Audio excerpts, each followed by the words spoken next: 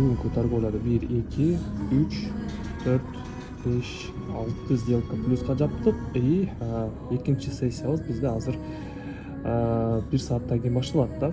Ага чейин мен силерге бир стратегияны көрсөткүм келип жатат. Бул стратегия аябай простой дей берсем болот да. Азыр мен силерге көрсөтөмүн. В общем, достор, бул стратегияны сиздер билишиңиздер керек. Анткени бул стратегия менен сиздер прибылиңарды торговый сессияңарда аябай көп процентке көбөйтүп алсаңар болот да, достор. Итак, смотрите, биздин биринчи очередибиз, да, биринчи очередь эмне кылышыбыз керекпиз? Биринчи очередь биз сиздер менен валютный параны тандайбыз, да, любой валютная пара, допустим, мынакей австралиец, канадец, и бул жерде бизде нисходящий тренд болуп атат да, нисходящий тренд. Көрдүңүздөрбү, бул жерде ага чейин графигибиз бизде восходящий тренд болгон, и азыр бизде уже график нисходящий тренд болуп на понижение кетип атат да. То есть бул жакта биз сиздер менен уже сделкабызды астыга ачабыз, достор. 5 мүнөткө, көрдүңүздөрбү, время экспирации 5 мүнөт деп турат. Сумма сделки $20. И давайте так, канча? 3, 4, 5 сделка ачабыз. 5 сделка ошондо биз сиздер менен $20 $100 на понижение ачып атабыз, достор. Караңыздарчы, достор, биздин сделкаларыбыз успешно плюска жабылды. Бардык сделкабыз тең плюска жабылды. Давайте историяны карайлы. История, мынакей, бардык сделкаларыбыз тең плюска жабылды, достор. Биздин стратегиябызды отрабатывать этти, да, 100%. И значит биз сиздер менен бул жакта кайра эле сделкабызды на понижение ача берсек болот, достор. Итак, давайте кайрадан эле 5 сделка ачабыз. 5 сделка $20 на понижение, достор. Выплата 89%. То есть $20 биз сверху $17 и 8 цент зарабатывать этабыз, достор. Вот. И бул экинчи сделкабызда жыйынтыгын күтөбүз. Ага чейин, достор, биз сиздер менен күтөбүз болгону. Эч жака шашпайбыз. Поспешный сделкаларды ача бербейбиз кайрадан эле, да. Допустим, бул жакта на понижение ачып алып, график үстү көтөрүлүп кетсе, кайра эле башка сумманы көбөйтүп сделкабызды на повышение ачпайбыз, достор. Бул ошибка, да. Көп элдердин, көп трейдерлердин ошибкалары ушундай ошибка кылышат, да. То есть, допустим, бул жакта на понижение ачты, график үстүгө көтөрүлүп атат. Үстүгө көтөрүлүп атканда кайра эле сделканын суммасын көбөйтүп кайра эле башка направление ачып коет. Бул кылган туура эмес, достор. Анткени бул биринчи сделкабыздын, да, мисалы, биринчи сделкабыз плюска жабылды, а жыйынтыгы акыркы 30-40 секундта график түштү, и ошондо гана биздин основной сделкабыз плюска жабылып атат, да. То есть всегда кайталаймын, бардык видеоролигимде биринчи биз сиздер менен ушу сделкабыздын жыйынтыгын аягына чейин күтөбүз, достор. Анан кийинки сделкабызга башкача даярданабыз, достор. И биздин открытый каналыбызга катталып алыңыздар, достор. Открытый каналыбызда азыр бизде подбор болуп атат, и бул жакта сиздер дагы көптөгөн жаңылыктарды, информацияларды окуп билсеңиздер болот, достор. Бардык видеороликтеримди ушул жактан таап алсаңыздар болот. Сделкабыздын жабылып аткан моментин тарта албай калдым. Сделкабыз успешно плюска жабылды. Бардыгы 5 сделка тең 37.8 центтен биздин счетубузга түштү. Сделкамды жабылып аткан моментин тарта албай калдым, анткени мындай тамагымды алып келип калышты, да, то есть заказымды. И, в общем, үчүнчү сделкабызды биз кандай кылабыз? Үчүнчү сделкабызды биз бул жерде кайрадан эле на понижениега пробовать этип көрсөк болот, да. Давайте 3 сделка ачып көрөбүз. $20 3 сделка.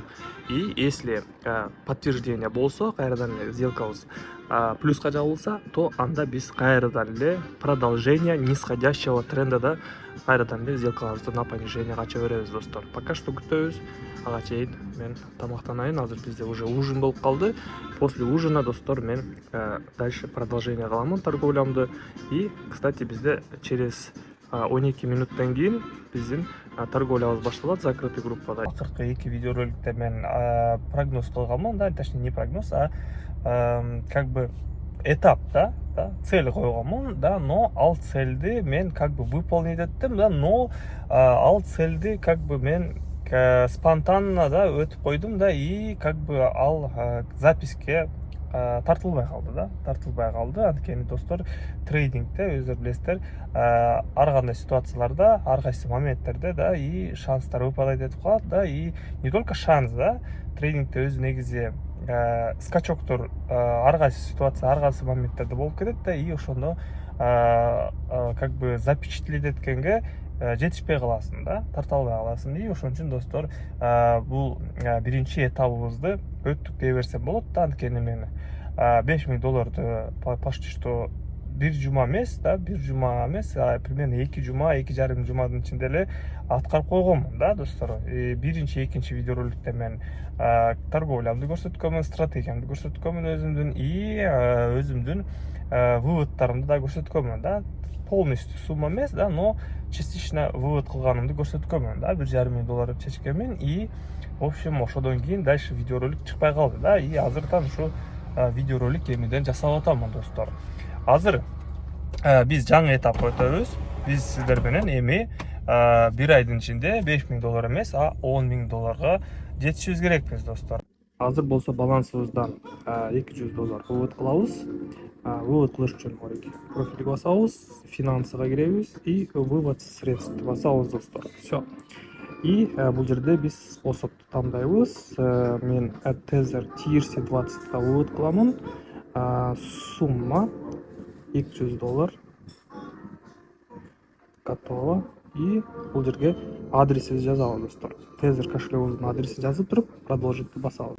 Крипто кошелек адресин таптым, ставить кыламын, продолжить басамын, и бул жака бизге пин-код келет почтабызга, и пин-кодду жазып, далее продолжить басабыз.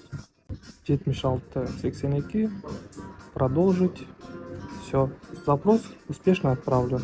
Все, далее биз сиздер менен торговлябызды кайрадан эле уланта берсек болот достор.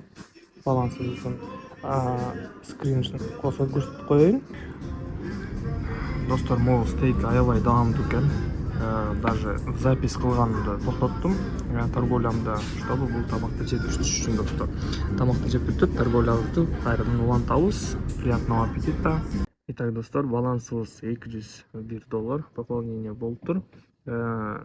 Крипто кошелек xbt.kg и жана экинчи кошелек дагы бар, Кыргызстанда иштейт, bitok.kg. Пополнить басасыңар. Бул жакта пополнить криптовалюта менен толтурасыңар, и бул жакта дагы силер Tether TRC20, биткоин, жана лайткоин менен ушул жака вывод кылсаңар болот Pocket Option'дан. И бул жактан уже силер вывод кыласыңар да. То есть вывод на карту деген бар. Басасыңар, и көрдүңөрбү? М-банк, Бакай-банк, Оптима. То есть ушул карталарга чечип алсаңар болот. Сайт гарантированно төлөп берет акчаңарды. Мынакей бүт бардык выводтарым, көрдүңүздөрбү, бүт историяларымды көрсөңөр болот. То есть $8,000 вывод кылганмын, $1,500, $2,500. То есть 100% акчаңарды картаңарга же болбосо колуңарга берет да. $47,500. То есть $100 которгондо $47,500 болот экен достор. Вот, примерно бир күндүк расход, бир күндүк затраталарымдын акчасын алмаштырдым. И в общем достор, смело дальше уже бул акчаларды колдоно берсек болот достор. Анткени мен картаны колдонбойм вообще. Банковский карта деген нерселер менде жок достор. Только наличный, либо же крипта да. Вот. Торговлябызды кайра улантайлы. Бүгүн уже 13 сентябрь. Кийинки күнү мен уже кайра торговлямды силерге көрсөтүп атам да. Баланс уже 44 000, точнее $4,415 болуп калды. И смотрите достор. Бүгүн bizde кандай? Бүгүн bizde пятница экен достор. Пятница. Бүгүн рыноктун жабылышы күнү да. Суббота, воскресенье өзү рынок иштебейт. И в общем достор, бүгүн акыркы күндүн неделянын торговлясы да. Итак, валютная пара евро-доллар, и евро-долларда bizde мондай стратегия болот достор. Көрдүңүздөрбү, бул жерде мондай горкалар болуп атат да. Көтөрүлүп түшүп, кайра көтөрүлүп түшүп атат да. Мынакей азыр падение болду, и бул жерде азыр биз на повышение качабыз достор. 3 сделка $15 на повышение, эң астыңкы просадкадан ачабыз достор. И, кстати, көчөгүнү торговля кылдык.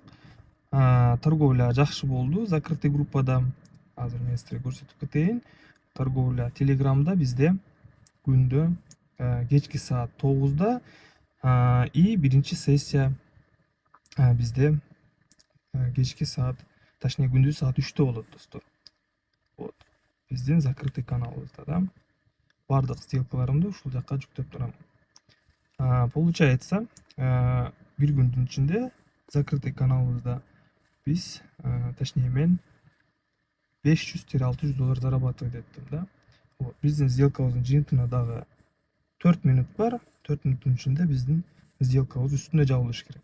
Просадкадан аштык и сделкабызды плюска жаптык да. Бизде дагы 2 минуттой бар. 1 минут 40 секунд. И бул сделкабызды уверенно плюска жаптык деп эсептей берсек болот да. Анткени графигибиз нормально көтөрүлүп кетти да. Тең просадканы ачып, уверенно сделкабызды, 4-үнчү сделкабызды успешно плюска жаап атабыз. Итак, башка валютный параларды карайбыз. Башка валютный параларда бизде кандай ситуациялар болуп атыптыр да. Так, евро GBP, давайте байкап көрөлү. Бизде бул жерде нисходящий тренд болуп атканын биз байкасак болот. Мынакей, көрдүңүздөрбү, график уже көптөн бери нисходящий тренд болуп на понижениеге кетип атат достор. И бул жакта дагы биз 3-4 сделка на понижение ачабыз достор. Все. 4 сделка аштык на понижение по тренду 5 минутка достор. И жыйынтыгын күтөбүз. Биздин сделкабыз евро доллардан, давайте байкап көрөлү. Евро доллардан сделкабыз успешно плюска жабылып атат достор. Биздин 4-үнчү сделкабыз и 5-чи сделкабыздын дагы жыйынтыгын күтөбүз. Эч кандай кыйынчылык жок. Самое главное, силерге бул жерде дисциплина керек и акчанын артынан чуркабашы керек да. Именно когда торговляга отурганда.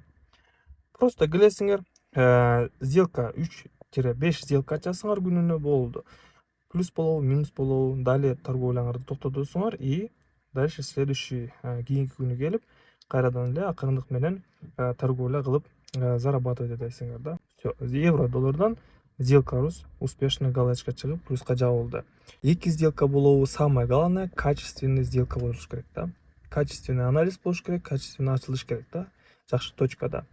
И все, болгону силер ушу 3-5 сделка ачасыңар, прибыльды чыгарасыңар и далее кийинки күнү кайрадан эле торговляга отуруп, качественный моменттерди, качественный позицияларды издеп сделка ачасыңар. Качан ушундай мондай снижение болуп баштап атканда, мондай разворот болуп атканда, биз на понижение ачабыз достор.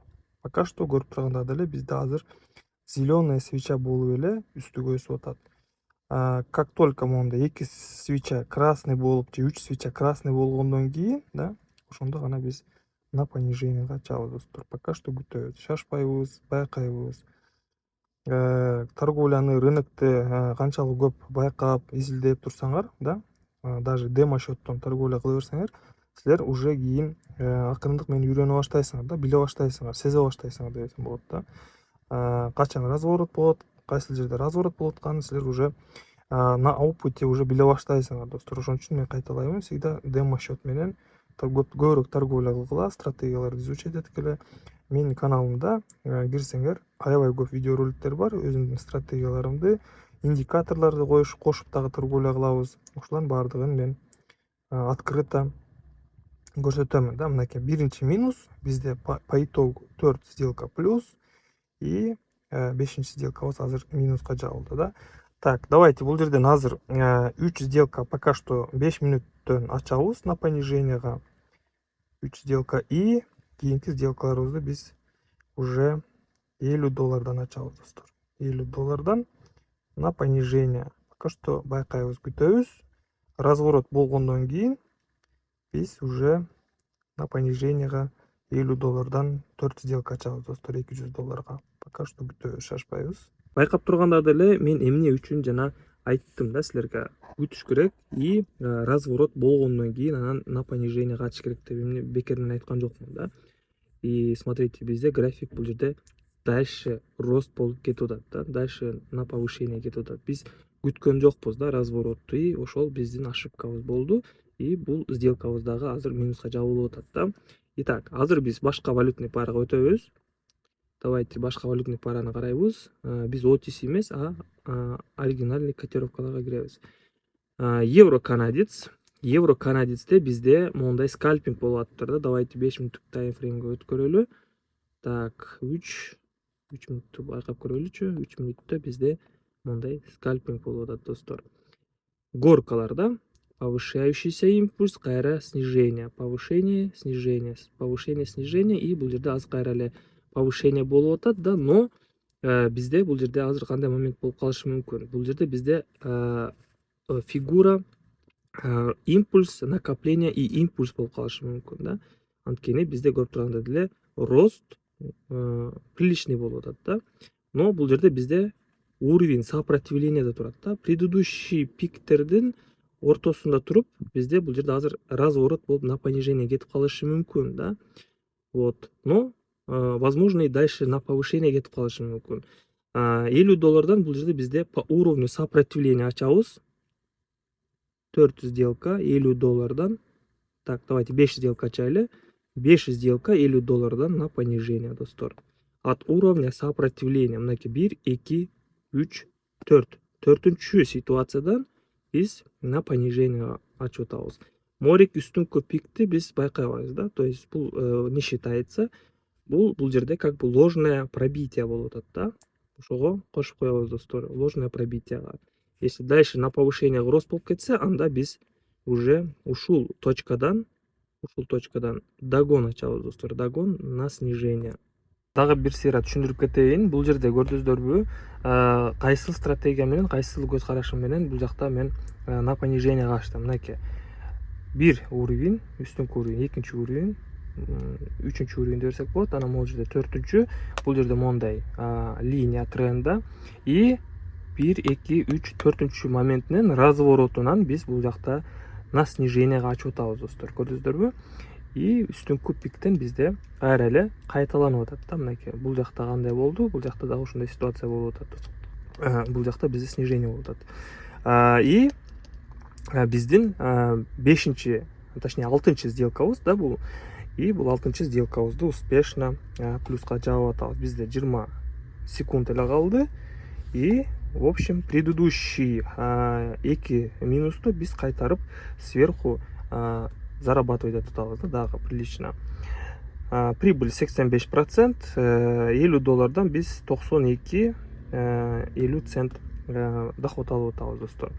Бул сделкабыз азыр плюска жабылса, биз сиздер менен кайра эле минусту кайтарабыз, и сверху еще доходко чыгып атабыз да. Башында $4400 болчу эле, азыр бизде $4562 болуп калды достор. Көрдүңүздөрбү? Примерно бир 5-10 мүнөттүн ичинде биз $100-$150 зарабатывать этип атабыз достор. Итак, ушу менен биз сиздер менен азыр кайра эле башка валютный парага өтөбүз. Башка валютный парага өтүп, дагы бир сделка ачабыз. Евро австралийцти байкап көрөлү. Кайра эле 3 мүнөттүк таймфреймге өтөбүз. И байкайбыз да. Бул жерде бизде бул жакта бизде снижение болуп атат достор. Бул жакта дагы нисходящий тренд болуп атат. И бул жакта бизде көрдүңүздөрбү? 1, 2, 3. Бул жерде линия тренда, мондай линия тренда, и линия трендадан бизде снижениега кетип атат графигибиз. Бир сделка эле ачабыз, бир эле сделка $50 астыга достор. Всё. Кайра эле кайталанып аткан моментинен биз сиздер менен снижениега ачып плюсту күтөбүз. Если плюска жабылбаса, анда биз кайра эле башкадан анализ жүргүзүп, догон же перекрытие ачабыз.